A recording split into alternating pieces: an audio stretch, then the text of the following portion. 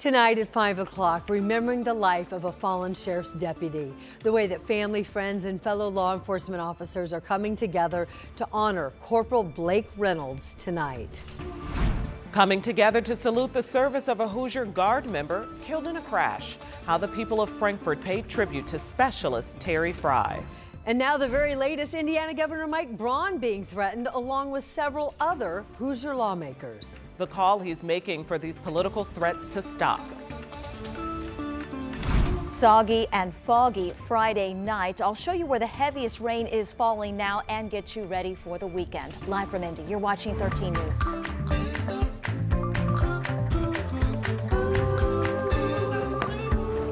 It's 5 o'clock on this Friday night, and right now people all across Delaware County are coming together to honor the life of a fallen deputy. Corporal Blake Reynolds died in a crash a little more than a week ago, and the first of the services to honor his life are now taking place in Muncie. And that's where we join Jenna Webster live. Jenna. Yeah, you guys said that this was people from around Delaware County. It really is people from around the state that I've seen law enforcement vehicles showing up here to Grace Baptist Church in Muncie for. I even saw a police officer from as far away as the Chicago area in Illinois. But again, this public visitation is going until 7 o'clock tonight. Still a lot of people really coming in these last couple of hours to show support for Corporal Blake Reynolds and his family. Really a wonderful show of support that we have seen. And when this visitation began, every single parking space here at 2 o'clock this afternoon was filled, and it really has continued to be filled the rest of this afternoon. But again, like I mentioned, law enforcement from around the area is here to show their respect, and they were part of a special flag presentation with the Honor Guard and Reynolds family just hours ago. A proclamation read describes the flag as a symbol of hope and also of prayer. We know Reynolds' family writes in his obituary that faith was very important to him, and really they say it shaped everything he did. They also say law enforcement wasn't just his profession, they called it his calling, saying he loved every opportunity to make a difference in the community he called home. He did grow up here in Muncie and graduated from Delta High School and Ball State University before joining the Delaware County Sheriff's Department in 2022. Chief Deputy Jeff Stanley says he really was a true leader. A funeral service will be tomorrow morning at 10 o'clock at Delta High School. Again, that's the high school that Reynolds graduated from. From there, the procession will go on to Jones Cemetery. He will be laid to rest. But again, this public visitation at Grace Baptist Church in Muncie is going until 7 o'clock tonight. Still a lot of people coming in and out, but really a wonderful show of support for the Reynolds family tonight, guys.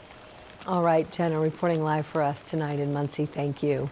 And there will be a procession after the funeral service tomorrow from Delta High School to Jones Cemetery, where Corporal Reynolds will be laid to rest. We have placed the map of that procession route online. If you would like to line it, you can just check out WTHR.com/SeenOn13.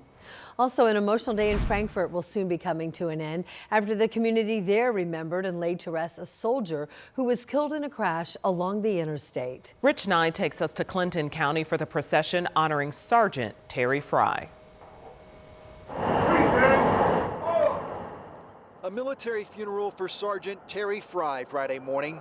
He was just 23 years old, a father with a fiance. During his 5 years of service in the Indiana National Guard, Fry earned the National Defense Service Medal, an Army service ribbon. Following his funeral, the procession drove immediately through the Frankfort High School parking lot. Hundreds of students lined the sidewalk to pay their respects. Terry Fry graduated from Frankfort High School in 2021. And while few, if any, of the students here today knew him, they all interrupted their school day to remember him. The ultimate sacrifice that those in the military choose to take when they make that oath and when they take that commitment, that they are serving us. And that the least we could do today was stand out here and show their family that we truly appreciate what Sergeant Fry has done. The procession also passed under an American flag at the Frankfort Fire Department. Fry was part of a convoy from the Frankfort Armory headed to weekend training last Friday at Camp Atterbury. The military Humvee he was riding in wrecked with an SUV and a truck hauling a trailer on I-65 in Boone County. Fry died at the scene.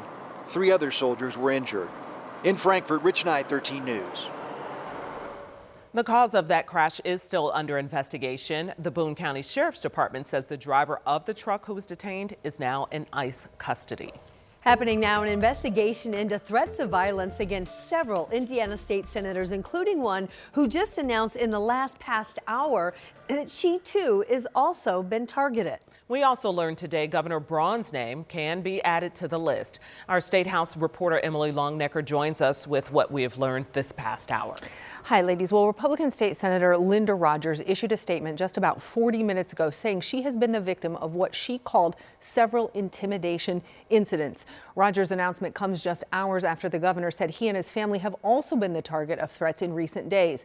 In his post on X, the governor said enough is enough. Here's that post put out early this afternoon by Governor Braun. The governor said the Indiana State Police and their law enforcement partners are working around the clock to investigate these threats and to protect lawmakers. Governor Braun said, quote, "Rest assured, if you threaten or attempt to carry out acts of violence against Indiana's elected officials, we will bring you to justice." These are now 8 Republican state senators who have also received threats or been the target of swatting or attempted swatting incidents in this past week. In her statement issued less than an hour ago, Senator Rogers thanked the St. Joseph County Police Department and the Indiana State Police and said that both were working diligently to get to the bottom of it. Rogers didn't elaborate on what the incidents of intimidation involved. Lawmakers on both sides of the aisle have condemned what's been happening. Republican House Speaker Todd Houston and House Minority Leader Phil Giaquinta issued a joint statement today calling what's happening, quote, incredibly harmful to those directly impacted and to the entire state. Both called for swift justice for anyone responsible for these crimes. Coming up tonight at 6, we're going to hear from another Republican state senator who received a threat yesterday and what he's saying about the impact that this is having on him and his family. So. Yeah, it has to be tough for the families, but also it's so key for law enforcement to be able to discern whether this is real or not and Correct. tailor their response appropriately. Absolutely, yeah. And they're kind of on alert now that this is happening. So Right. they're watching for it. Right. All right, Emily, thank you. Yep. Well, this weekend, our Crossroads politics team is talking about all of these threats and the deepening divide amongst Republicans over redistricting. Dustin and Emily asked Capitol Chronicle editor Nikki Kelly what she's hearing from lawmakers. Listen. I hear a lot of frustration, and it's from both sides, right? It's people who feel like they're being asked to vote on something when we don't have a map, we don't have a bill. They're getting pressured from the top down. And frankly, you know, they're getting tired of it. We're going on 4 months of this. On the same time, I hear people who do support it are frustrated because they feel like people aren't, quote, getting in line. I think Governor Braun used that statement. And, you know, so I've never seen anything this nasty within the Republican Party during my time. And you can watch Crossroads Politics Sunday morning at 10 or anytime on demand, streaming on WTHR+. Ladies? It's 5:07. Let's take a live look outside right now where it has been similar to this all day. Just this haze and fog and cloud cover set in. We've even had some rain and drizzle today. Looking ahead, it looks better for the weekend. We're going to have some clearing, but our wonderful streak of great weather on Fridays for the Friday football season, which has stretched over a matter of months. Yeah, 13 weeks, I think the guys said. Perfect high school football weather for 13 weeks. Until tonight. It's over. It's broken. The streak is over. Yeah, we've told the guys and all the photographers have the rain gear because it is damp out there, soggy and foggy for the next several hours. So if you're headed to a high school football game, headed out to dinner, you're going to need the umbrella and maybe a little extra travel time. Visibility at times is low. The roads are wet. Latest visibility down to 2 miles in Indianapolis, Shelbyville, Bloomington, Columbus, down to 1 mile in Greencastle. So again, little extra travel time. Here's the rain on radar. We'll travel north from Marion County where we have wet conditions up through Westfield into Tipton, over toward Hartford City, Muncie, Newcastle, Richmond as well. And as we head south, still some steadier rain for Ellettsville and Martinsville, over toward Shelbyville and Rushville, Greensburg as well. And this off and on light rain is going to continue over the next several hours, as you can see with Future Track 13. Now by early tomorrow morning, we're going to start to clear things out from north to south. south. So we do have some sunshine in the weekend forecast, and that will start with clearing skies tomorrow. Much colder Thanksgiving. We'll talk more about that in the full forecast. Angela, thanks. We'll check back. In the meantime, tonight, we are now learning the name of that man who died in a police shooting at a Lafayette apartment complex. It happened really early this morning. In fact, just shortly after midnight on the east side of town. Our Ashton Hackman got to the scene early this morning and shares what he's been able to learn. Nearly 10 hours after the shooting, investigators were still on scene collecting evidence and documenting everything that they could. Lafayette police tell us no bystanders or officers were injured in this shooting. Indiana State Police are now stepping in to help with the investigation. Even after sunrise Friday morning, crime scene tape surrounded Porsche Lane in Waterford apartment complex. Our cameras captured investigators with cameras taking notes and gathering evidence at the spot where officers shot and killed a man around 1 a.m. Shots fired! Shots fired! Shots fired! Shots fired! This is an OIS. Affirmative. It is multiple involved. LPD said it started with a traffic stop for a possible impaired driver. The man made threats to harm himself, fled, but officers didn't chase him. An hour later, they found him here, parked in his car. When officers confronted him, he reportedly said he had a weapon. LPD said after, quote, the suspect then moved his hand to his waistband behind his back as if he was preparing to brandish a weapon, which directly resulted in the officer-involved shooting. The man died at the scene. The coroner identified him as 50-year-old Rodolfo Requeñez Jr. Property management told 13 News to leave shortly after we got there, before we were able to speak with neighbors about the shooting. Indiana State Police and Lafayette Police are now conducting a joint investigation into this shooting. The officers from Lafayette Police that were involved are now on administrative leave. In Lafayette, Ashton Hackman, 13 News. All right, Ashton, and Lafayette Police would not share any other information about the shooting, including if officers found a weapon.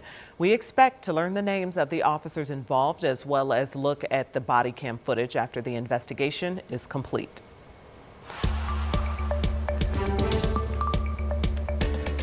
Tonight, a Whitestown man charged with shooting and killing a house cleaner who showed up at the wrong door is out of jail on bail. Kurt Anderson made his initial appearance in a Boone County courtroom this morning, and we're taking a look right now at deputies bringing him into the courthouse wearing a bulletproof vest. He is charged with the voluntary manslaughter of Maria Florinda Rios Perez. Police say he shot the mother of 4 right here after she tried putting her keys in the door of Anderson's home more than 2 weeks ago, not knowing it was the wrong address. Hearing from Pope Leo right here in Indianapolis. The digital message the leader of the Catholic Church delivered live to thousands of students. That's ahead at 5:30. First at 5, concerns about new language on the CDC website. Why some say it's all part of an anti-vaccine campaign.